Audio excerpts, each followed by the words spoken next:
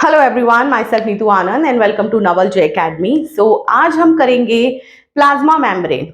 ये plasma membrane basically हम prokaryotic cell की पढ़ रहे हैं, बट यूकैरियोटिक सेल की प्लाज्मा मेम्ब्रेन भी इसी के जैसी होती है। तो यहाँ पर क्योंकि अभी हम बैक्टीरिया पढ़ रहे हैं, तो ये बैक्टीरिया का प्लाज्मा मेम्ब्रेन है और इस प्लाज्मा मेम्ब्रेन के लिए हम फ्लूइड मोज़ेक मॉडल के थ्रू इस प्लाज्मा मेम्ब्रेन को स्टडी करते हैं। ये जो मॉडल है ये दिया था एक साइंटिस्ट थे निकलसन एंड सिंगर ने, और उन्होंने कहा था कि ये बेसिकली एक तरह की लिपिड बायलेयर होती है जिसके बीच में बहुत सारे तरह के प्रोटीन्स होते हैं। ये मैं अभी आपको कराऊंगी, पहले प्लाज्मा मेम्ब्रेन समझ लेते हैं। प्लाज्मा मेम्ब्रेन जो है बहुत ही ज्यादा नेसेसरी है। ये नेसेसरी क्यों है? क्योंकि ये पहला तो पॉइंट होता है कि ये प्रोटेक्शन करती है, क्योंकि बैक्टीरिया की जो सेल होती है उसकी आउटर सेल होती है सेल वॉल, उसके अंदर एक लेयर होती है जिसे कहते हैं प्लाज्मा मेम्ब्रेन, और इस प्लाज्मा मेम्ब्रेन के अंदर होता है साइटोप्लाज्म, और इस साइटोप्लाज्म के अंदर होते हैं सारे ऑर्गेनेल्स या जो वो मशीनरी जिससे बैक्टीरिया की सेल बनती है या बैक्टीरिया आगे फर्दर जो है सेल डिवीजन कर पाती है। तो ये सारी सेल ऑर्गेनेल्स जो है इस साइटोप्लाज्म में एम्बेडेड होती है। तो ये जो प्लाज्मा मेम्ब्रेन है ये सबसे पहला काम तो करती है प्रोटेक्शन का। दूसरा ये जो जरूरी है ये इसलिए है क्योंकि ये ट्रांसपोर्टेशन का काम भी करेगा, यानी कि जितना भी मटेरियल है उसको इन एंड आउट करेगा सेल से, यानी कि सेल के अंदर ट्रांसपोर्ट करेगा या सेल के बाहर लेकर जाएगा, चाहे तो फिर वो वेस्ट मटेरियल हो, प्रोटीन्स हो, लिपिड्स हो या अदर न्यूट्रिएंट मटेरियल हो जो उस सेल को चाहिए। तो किसी भी तरह के जो ये ट्रांसपोर्टेशन सिस्टम है ये प्लाज्मा मेम्ब्रेन इसको प्रोवाइड कराता है। अब देखिए, आपने बहुत सुना होगा, क्योंकि ट्रांसपोर्टेशन सिस्टम है इसका मतलब क्या कर रहा है, ये अलाउ कर रहा है सेल को अंदर और बाहर मूवमेंट कराने के लिए। तो जो सेल होता है, सेल का जो इंटरनल एनवायरनमेंट होता है, अगर एक पर्टिकुलर जो उसको रिक्वायर्ड चीजें हैं, अगर उसका इंटरनल जो एनवायरनमेंट है उसको मेंटेन नहीं किया जाएगा, किसी भी सेल के इंटरनल एनवायरनमेंट को अगर मेंटेन नहीं किया जाएगा तो बहुत पॉसिबिलिटी है कि ये जो सेल है ये लाइस हो सकती है या फिर ये डिस्ट्रॉय हो सकती है, या फिर इसका जो मेटाबॉलिक जो एक्टिविटीज है वो सीज हो सकती हैं। तो यहाँ पर इसकी ये जो प्रॉपर्टी है, इसके इंटरनल एनवायरनमेंट को मेंटेन करने की जो प्रॉपर्टी होती है उसे कहा जाता है होमियोस्टेसिस, यानी कि एक्सटर्नल एनवायरनमेंट के जो रिगार्ड में जो इंटरनल एनवायरनमेंट है सेल का उसको प्रॉपर तरह से कॉन्स्टेंटली उसको मेंटेन किया जाता है। अगर ऐसा नहीं होता है तो अक्सर क्या चीज देखी जाती है कि प्लाज्मोलाइसिस हो जाती है, यानी कि जो प्लाज्मा मेम्ब्रेन है उसका ब्रेक डाउन हो जाता है जिसकी वजह से सेल डेड हो जाती है। तो ये चीज मेंटेन करने का काम भी प्लाज्मा मेम्ब्रेन का होता है, क्योंकि प्लाज्मा मेम्ब्रेन जो है डायरेक्टली एनवायरनमेंट के साथ कांटेक्ट में होती है, इसलिए ये काम प्लाज्मा मेम्ब्रेन करता है। अब आपने बहुत सुना होगा सेमी परमिएबल। ये जो सेमी परमिएबल वर्ड है ये आप बचपन से सुनते हुए आ रहे होंगे। जब भी आप कोई मेम्ब्रेन पढ़ते हो तो आपको बोला जाता है, दो टर्म्स बहुत ज्यादा बोले जाते हैं, एक तो होता है सेमी परमिएबल और एक होता है सिलेक्टिव परमिएबल। तो ये जो सेमी परमिएबल या सिलेक्टिव परमिएबल है ये टर्म हम बहुत ज्यादा यूज करते हैं प्लाज्मा मेम्ब्रेन के रिगार्ड में। वो हम क्यों करते हैं? बेसिकली क्या होता है, ये जो सेल है ना, सेल के अंदर कुछ तरह के चैनल्स होते हैं, पोर्स होते हैं जो अलाउ करते हैं एंट्री, किसी भी तरह के मॉलिक्यूल्स की, आयंस की एंट्री को अलाउ करते हैं। अब क्या होता है, सपोज यहाँ कुछ मटेरियल है, कुछ उसका न्यूट्रिएंट है सेल जो सेल को रिक्वायर्ड है, जो एक्स्ट्रा सेल्यूलर फ्लूइड में पड़ा हुआ है। अब सेल क्या करेगा, सेल को मटेरियल चाहिए तो सेल सेमी परमेबल नेचर जो है उसका, उसको अलाउ करके उसकी एंट्री करवा देगा। ठीक है, इसका मतलब क्या है, क्योंकि ये सेमी परमेबल है तो जो भी कोई चीज सेल में आ रही है अकॉर्डिंग टू साइज, साइज के अकॉर्डिंग वो क्या करेगा, उसको अलाउ कर देगा। उसको अगर कोई बहुत छोटी सी चीज की रिक्वायरमेंट है तो वो उस हिसाब से उसे अलाउ कर देगा। तो यहां पर क्या होता है, कुछ ऐसे मॉलिक्यूल्स होते हैं या फिर आयंस होते हैं जो कि अगर इनवर्ड या आउटवर्ड मूवमेंट कर रहे हैं तो उनको असिस्टेंस की जरूरत होती है, यानी कि वो अपने आप ट्रेवल नहीं कर सकते हैं। इस तरह के जो मॉलिक्यूल्स होंगे वो कुछ तरह का ट्रांसपोर्टेशन सिस्टम यूज करते हैं जिन्हें हम एक्टिव एंड पैसिव ट्रांसपोर्टेशन कहते हैं।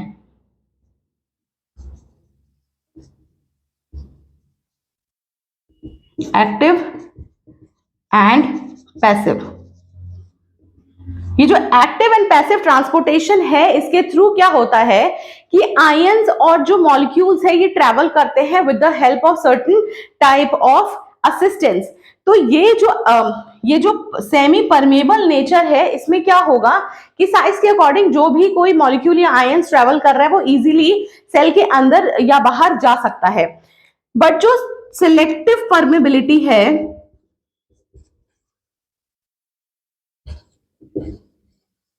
उसमें क्या होगा, उसमें जो एक्चुअल में रिक्वायर्ड चीजें होंगी और भी बहुत सारा मटेरियल सेल के बाहर पड़ा होगा जो शायद सेल को जरूरी है, बट अभी इस वक्त सेल को उसकी नीड नहीं है, सेल को सिर्फ ये ही चाहिए, तो क्या करेगा, ये सिर्फ इसकी एंट्री कराएगा, अदर जितना भी मटेरियल बाहर सेल के पड़ा होगा उसकी एंट्री नहीं होगी। इसका मतलब उसने बहुत ही सिलेक्टिवली चूज किया उसको क्या चीज सेल के अंदर चाहिए। तो इस तरह की जो कैरेक्टरिस्टिक फीचर होता है उसे हम कहते हैं सिलेक्टिव परमेबिलिटी, और ये सिलेक्टिव परमेबिलिटी ही असिस्टेंस रिक्वायर्ड करती है, असिस्टेंस की जरूरत इसको ही पड़ती है। और सिलेक्टिव परमेबिलिटी एक और एक तरीका होता है सिलेक्टिव परमेबिलिटी को समझने का, वो ये होता है कि अगर कोई भी सेल लिविंग है यानी कि उसका साइटोप्लाज्म इंटैक्ट है और जो उसका सेल ऑर्गेनेल्स हैं और पूरा कंप्लीट सेल जो है लाइव है, तो यहां पर क्या होगा कि अगर सेल, तो वो सिलेक्टिव परमेबिलिटी करेगा और साथ में जो सेमी परमेबिलिटी है वो भी होगी। बट अगर सेल डेड है, जैसे फॉर एग्जाम्पल मुनक्के के केस में हम देख लेते हैं कि अगर रेजेस जो है रात भर भिगो के रखे जाते हैं पानी में तो वो फूल जाते हैं, पानी उसके अंदर चला जाता है। इसका मतलब क्या है कि जो सेल है, जो मुनक्के हैं, उसने क्या किया, उसने उसकी जो मेम्ब्रेन है उसने सेमी परमेबल उसकी जो कैरेक्टरिस्टिक फीचर है उसे यूज करके जो वाटर है वो उसके सेल के अंदर चला गया। तो जिससे क्या होगा, स्वेल हो गए सेल्स, यानी कि ऑस्मोसिस का प्रोसेस हुआ और जो सेल है वो स्वेल हो गए। तो यहां पर उसने सेमी परमेबल नेचर अपना यूज करके इस काम को कर दिया। बट ये चीज ना अगर सेल डेड है तो सिलेक्टिव परमेबिलिटी नहीं होगी। इसका मतलब ये अपने आप ये डिसाइड नहीं कर पाएगा सेल कि किस चीज की रिक्वायरमेंट है और किस चीज की नहीं है। इसीलिए यहां पर ये जो डेड सेल है जब वो डिसाइड ही नहीं कर पाएगा तो यहाँ पे सिलेक्टिव परमेबिलिटी नहीं होगी। तो इसलिए ये एक बहुत ही इंपॉर्टेंट कैरेक्टरिस्टिक फीचर है ये समझने का भी कि सेल डेड है कि लाइव है। और यहाँ पर जो डेड सेल्स होती है ये सेमी परमेबल होंगी बट सिलेक्टिवली परमेबल नहीं होंगी। ओके, तो ये जो है इसका एक नेचर है।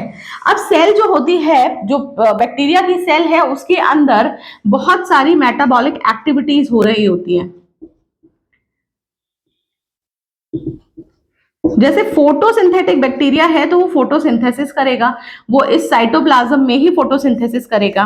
अगर उसे न्यूट्रिएंट चाहिए तो भी वो न्यूट्रिएंट जो है इसी सेल के अंदर साइटोप्लाज्म में लेगा। अगर उसे लिपिड बनाना है, इसे प्रोटीन्स बनाने हैं या फिर एक्सक्रीशन करना है, जो भी इसका मेटाबॉलिक एक्टिविटी होगी वो सब इस साइटोप्लाज्म के अंदर चल रही होगी, जिसको कौन करेगा, जो करेगा प्लाज्मा मेम्ब्रेन। तो प्लाज्मा मेम्ब्रेन जो है वो हर एक तरह से देखा जाए तो बहुत इंपॉर्टेंट होता है। और बेसिकली इसके बिना अगर ये सेल साइटोप्लाज्म नहीं होगा तो शायद सेल अलाइव ही नहीं होगी, सेल डेड हो जाएगी। तो साइटोप्लाज्म नहीं है या फिर प्लाज्मा मेम्ब्रेन नहीं है तो सेल डेड है, हम डेड ही कंसीडर करते हैं उस सेल को। तो ये एक तरह से ये होगा live cell is equal to plasma membrane, यानी कि प्लाज्मा मेम्ब्रेन इस हद तक इंपॉर्टेंट है कि अगर आपको सेल को जिंदा रखना है, अलाइव रखना है, जीवित रखना है, तो उसका प्लाज्मा मेम्ब्रेन होना ही चाहिए। तो ये जो प्लाज्मा मेम्ब्रेन है ये बेसिकली डिपेंड करता है, एक फ्लूइड मोज़ेक मॉडल के थ्रू इसे पढ़ा जाता है। ये फ्लूइड मोज़ेक मॉडल जो है निकलसन एंड सिंगर ने दिया था, और उन्होंने ये कहा था कि जो ये प्लाज्मा मेम्ब्रेन है, मैं एक बैक्टीरिया का आपको डायग्राम बना के दिखाती हूँ जिसमें हम यहाँ पे फ्लूइड मोज़ेक मॉडल भी पढ़ेंगे।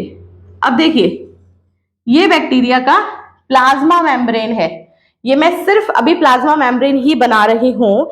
ये जो प्लाज्मा मेम्ब्रेन है ये निकलसन एंड सिंगर ने कहा था कि ये लिपिड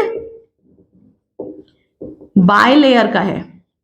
इसका मतलब इसमें 2 लेयर लिपिड की है। अब क्योंकि जो सेल है बैक्टीरिया का सेल, उसके अंदर या तो प्रोटीन होता है, लिपिड होता है और ग्लूकोज होता है। ये जो प्रोटीन है ये 22 ये जो लिपिड प्रोटीन है ये 70 to 80% जो है सेल का मास वो प्रोटीन होता है, लिपिड होता है 20 to 30%। यानी कि प्रोटीन कितना है 70 से 80% है और जो लिपिड है वो 20 to 30% जो है कंप्लीट सेल के मास का इतना लिपिड होता है। और जो ग्लूकोज है ये बहुत ही कम मात्रा में होता है, बट क्योंकि इसकी रिक्वायरमेंट भी होती है, ये एनर्जी प्रोवाइड कराता है सेल को सेल डिवीजन में या उसकी अदर मेटाबॉलिक एक्टिविटीज में, तो यहाँ पर ग्लूकोज भी बहुत इंपॉर्टेंट रोल प्ले करता है। अब निकलसन एंड सिंगर ने कहा कि लिपिड बायलेयर है। अब इसको देखने के लिए, इसको ऑब्जर्व करने के लिए सीधी सी बात है, हमने एक तरह का माइक्रोस्कोप यूज किया होगा जिसे हम स्कैनिंग माइक्रोस्कोप कहते हैं, स्कैनिंग प्रोब माइक्रोस्कोप कहते हैं। ये सारे ही तरह के जो इंस्ट्रूमेंट मैं आपको बता रही हूं ये मैं सब डिटेल में पढ़ाने वाली हूं, बट अभी जितना इंफॉर्मेशन इस टॉपिक के लिए चाहिए मैं उतना ही बताऊंगी। तो यहाँ पर जो स्कैनिंग प्रोब माइक्रोस्कोप है ये क्या करता है, ये नैनोमीटर के साइजेस की भी ऑब्जेक्ट जो है, जो मटेरियल है उसको एनलार्ज करके दिखा देता है। अब क्योंकि ये जो प्लाज्मा मेम्ब्रेन है इसको भी बीच में से खोल के देखा गया है, जो लिपिड बायलेयर हम बोल रहे हैं ये लिपिड की बायलेयर यानी दोनों लेयर्स को खोल के देखा गया। तो आप इमेजिन कीजिए, पहले तो प्लाज्मा मेम्ब्रेन ही बहुत छोटी है, बहुत ही माइन्यूट इसका साइज है, और उसको भी अगर आप बीच में से खोल के देखते हैं तो उसके लिए जो टेक्निक यूज होती है उसे कहते हैं फ्रीजिंग इचिंग टेक्निक। यानी कि इसमें सेल को बहुत ही लो टेम्परेचर पे फ्रीज करके उसको जो बायोलॉजिकल सीजर्स होती है उनसे बीच में से कट करके उसको देखा जाता है, पूरा खोल के देखा जाता है कि जो लिपिड की दोनों लेयर हैं उनके अंदर बेसिकली क्या प्रेजेंट है। तो साइंटिस्ट ने इसको जब ओपन किया और इसे देखा तो उन्हें पता लगा कि उसके अंदर लिपिड्स तो हैं, साथ में जो प्रोटीन्स हैं वो भी प्रेजेंट हैं। तो अब जो लिपिड होते हैं, जो लिपिड्स होते हैं ये होते एम्पीपैथिक, यानी कि इनके पास 2 साइड्स होती हैं। अब क्योंकि ये जो लिपिड है ये फॉस्फोलिपिड है, यानी कि जो फॉस्फेट का ग्रुप है वो इस लिपिड्स के साथ अटैच होगा। तो ये लिपिड्स जो हैं जिन्हें हम लिपिड्स या फॉस्फोलिपिड्स कहते हैं ये एम्पीपैथिक नेचर के होते हैं, यानी कि इनके पास 2 साइड्स होती हैं। एक साइड होती है पोलर और एक होती है नॉन पोलर।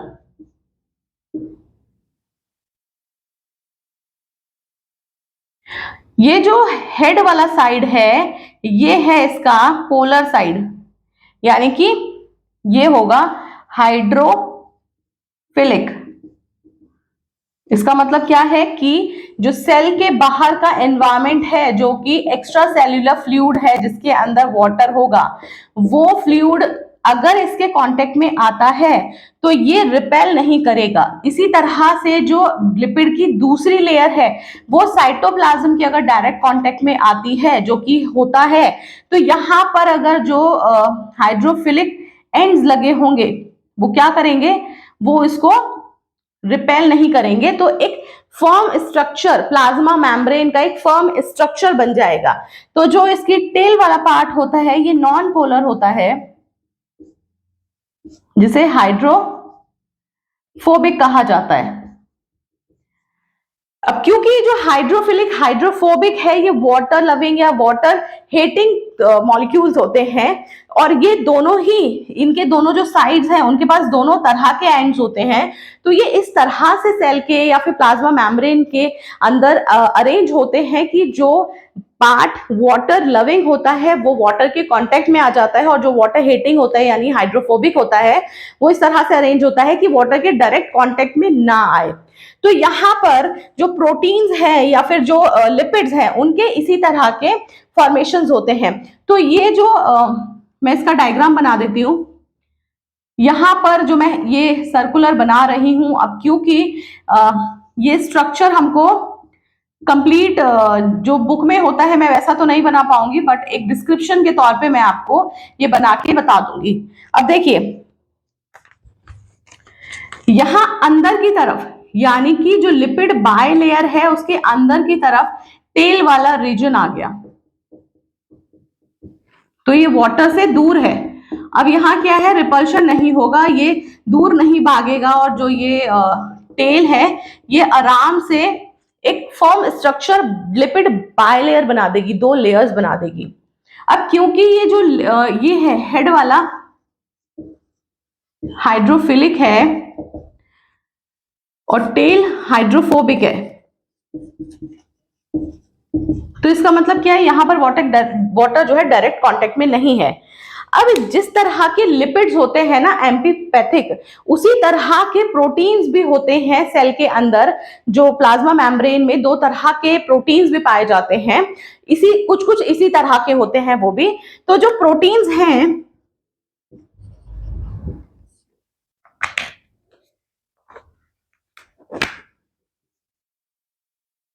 ये ग्लोब्यूलर प्रोटीन्स होते हैं, यानी कि समवॉट सर्कुलर राउंडेड जो है प्रोटीन्स होते हैं, अल्फा ग्लोब्यूलर प्रोटीन्स होते हैं। और ये प्रोटीन्स जो है 2 टाइप्स के होते हैं। एक होता है इंट्रिंसिक प्रोटीन और दूसरा होता है एक्सट्रिंसिक।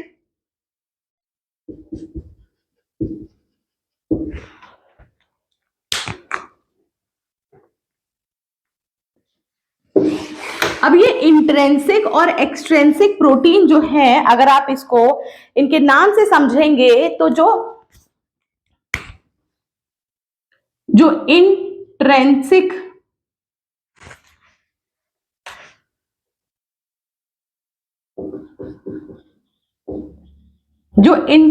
प्रोटीन है, इसका मतलब क्या है, ये इनसाइड होगा, सेल के अंदर की तरफ होगा, यानी कि प्लाज्मा मेम्ब्रेन की अंदर की तरफ होगा। इसका मतलब ये कैसा होगा, ये भी जो है इस तरफ ऐसे ऐसे होगा ये, तो ये एम्बेडेड होगा, यानी कि प्लाज्मा मेम्ब्रेन में ये एम्बेडेड होगा, सो दैट ये वाटर के डायरेक्ट कांटेक्ट में ना आ पाए। और जो इंट्रिंसिक प्रोटीन्स होते हैं ये कुछ कंप्लीटली एम्बेडेड होते हैं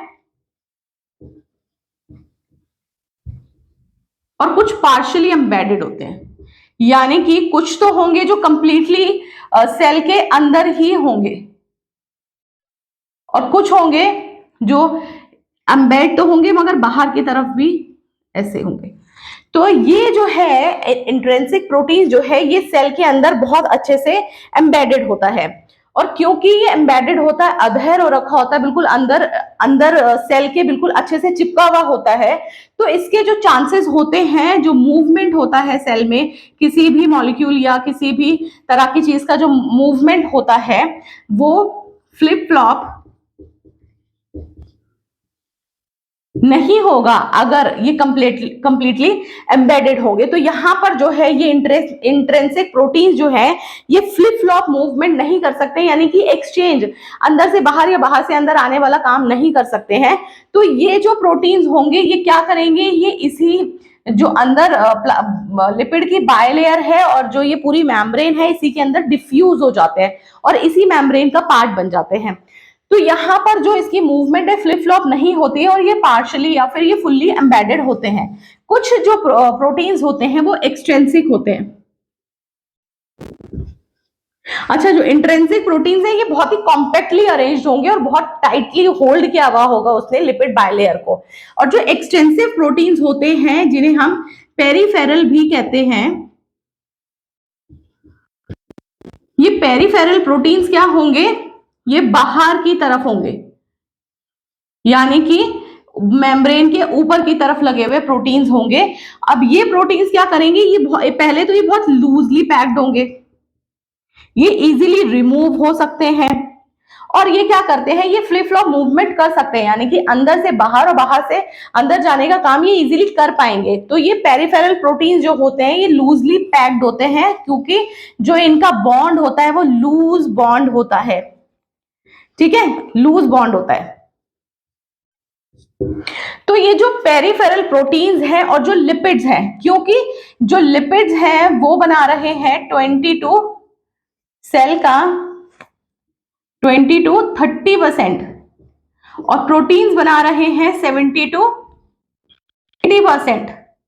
तो और जो बाकी मॉलिक्यूल्स या जो भी चीज की रिक्वायरमेंट इसको होती है, जैसे कि ग्लूकोज, तो ग्लूकोज क्या होते हैं, यहाँ पे सेल के ऊपर लगे हुए ओलिगोसैकेराइड्स होते हैं जो चेन फॉर्म में लगे हुए होते हैं।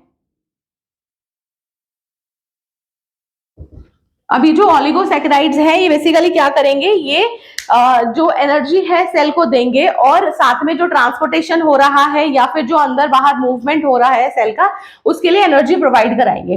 तो ये बेसिक जो रिक्वायरमेंट होती है प्लाज्मा मेम्ब्रेन की वो होती है लिपिड, और साथ में क्योंकि ये फॉस्फोलिपिड्स है, क्योंकि ये फॉस्फोलिपिड्स है तो ये जो इसका हेड वाला पार्ट है इन पे जो फॉस्फेट का ग्रुप है वो अटैच होगा, यानी कि फॉस्फोलिपिड्स तभी होंगे जब फॉस्फेट का ग्रुप उस लिपिड के साथ अटैच होगा।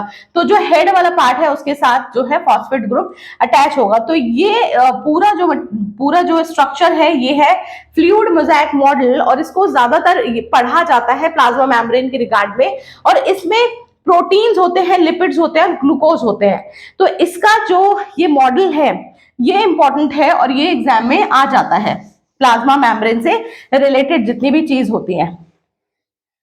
ठीक है, अब मैं नेक्स्ट लेक्चर में आपको कराऊंगी साइटोप्लाज्मिक जो कंटेंट होता है सेल का, वो सारा कंटेंट, जैसे कि क्या क्या चीज होगा साइटोप्लाज्मिक मैट्रिक्स के अंदर,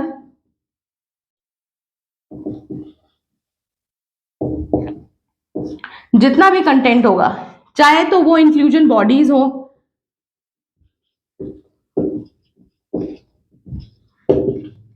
राइबोसोम्स हो,